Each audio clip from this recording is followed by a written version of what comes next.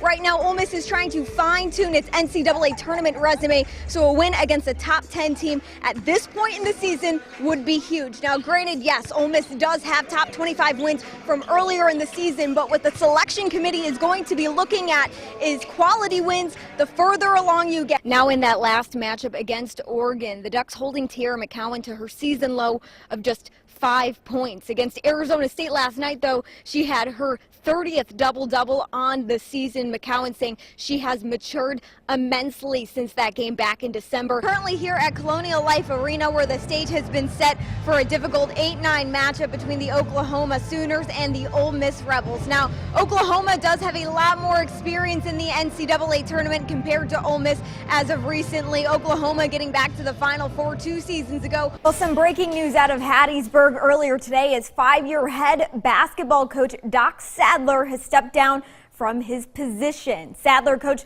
the Golden Eagles to a 20-13 overall record this season, finishing second in league play. Sadler also stated that he was stepping down in order to pursue other coaching opportunities. If you want to know what went right for Mississippi State in the second half, then I would have to point things to Tiara McCowan. She only had 2 points going into the break, but she would come out and tack on 20 more points. Mississippi State stepping out on a mission to overcome the obstacles, get the rematch win over Oregon, and head to yet another Final Four. But Oregon's offense was just too hot from start to finish, shooting 54% from the field and 50% from downtown. The Ducks could not be stopped or slowed down, and the road to the Final Four would end here in Portland, Oregon for Mississippi State. Here, McCowan and Onreal Howard making Mississippi State history Wednesday evening. For the first time in nearly a decade, Mississippi State saw 2 of its players selected in the 2019 WNBA draft. Onreal Howard selected to the Seattle Storm as the 24th overall pick. Tiara McCowan was the 3rd overall pick, which also marked one of the highest draft picks for the Bulldogs in the history of the program. Oregon was just one of 2 teams to deliver the Bulldogs one of its only 2 losses on its season, but Mississippi State saying that game back in December just wasn't them. All it takes is a simple text message.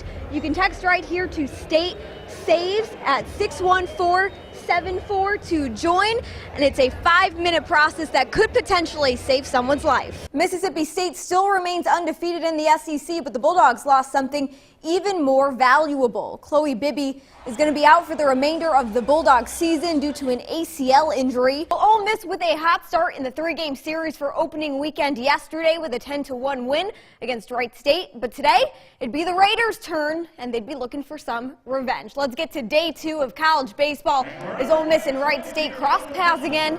We'll go to the top of the first 2 outs left. Zach Phillips throws to Weatherford, who knocks one into the infield and is called safe by an error on the Rebs. Minutes since we've seen what this Bulldog team can really do. So as a quick refresh, here's a look back at the top 5 best plays and moments from Mississippi State's 2018 season. Starting things off at number 5, early on in the season against Louisiana, Nick Fitzgerald throwing a beauty to Kylan Hill. Ole Miss is one school with a fresh new face, and WCBI Sports' Courtney Robb reports from Oxford with more. Visit any sporting event at the University of Mississippi and you find the usual. Some wild fans, energetic cheerleaders, and of course a rich history. But Ole Miss does have one thing unlike any of the aforementioned, and his name is Tony. No one else has a land shark. He's unique to Ole Miss. Developed by the student body, the unorthodox mascot was modeled after the memory and mentality of former Ole Miss linebacker Tony Fine, the first person in history to ever throw the infamous fins up. That's giving the signal there of sharks. Blood in the water, the sharks are going after it. It really came about from the embracing of a sort of a swagger type way of going about things, a mark of confidence, a mark of accomplishment, even a mark of hello, a greeting. It can be used in many ways. But there is no one Tony, but rather it's a team of 6-foot individuals playing the landshark character. Everybody that does fit that build, you come to tryouts and you get to try on the suit. We give you we give you some band music and say okay, so the band's playing the fight song, how are you going to react? We practice not talking in the suit. We practice all having the same walk. We would hate to have, one Tony skips and one Tony's like really slow. We want him to just be one character. I wanted to learn myself of what it took to be Tony. And I figured what better way to learn than to learn from the master himself. Here with the Tony, the land shark Tony. What is it like being you?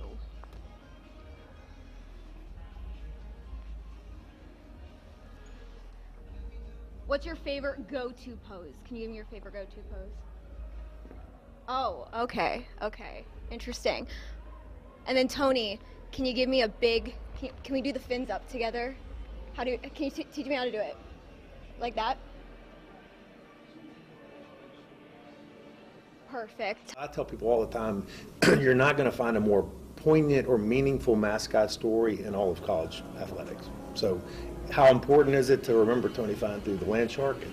It can't be stated how important it is. It's awesome to see. I think people really love him because he is unique and he does have a great story, and he's named after somebody who was really important to our university, and I think knowing all of that and knowing his history just makes people love him even more. Anyone that is interested in becoming a Tony should look for information come February.